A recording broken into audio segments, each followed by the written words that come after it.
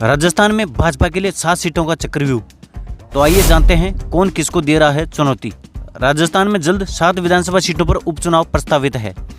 इन 7 सीटों पर जीत हासिल करना स्थानीय भाजपा संगठन के लिए चुनौती है, जबकि कांग्रेस के लिए इतिहास को बरकरार रख पाने की कसौटी सामने है।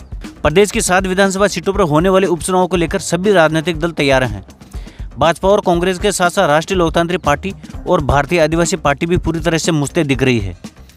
चुनावी तैयारियों के बीच सभी दलों में मैराथन बैठकों के साथ ही मंथन का दौर जारी है।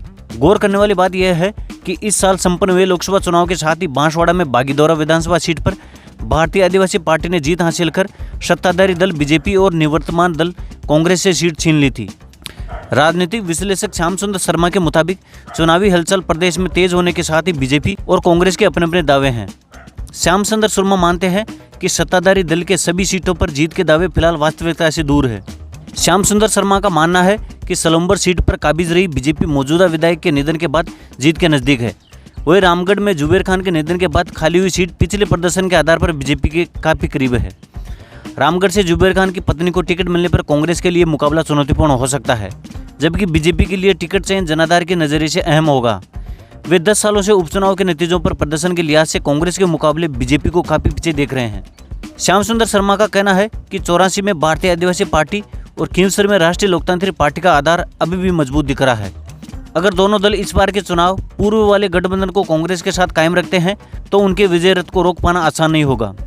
भाजपा के लिए कई चुनौतियां। श्याम सुंदर शर्मा के अनुसार नए प्रदेशाध्यक्ष और प्रदेश प्रभारी के लिए राजस्थान में उपचुनाव की रणनीति तैयार करने के लिए ज्यादा समय नहीं है।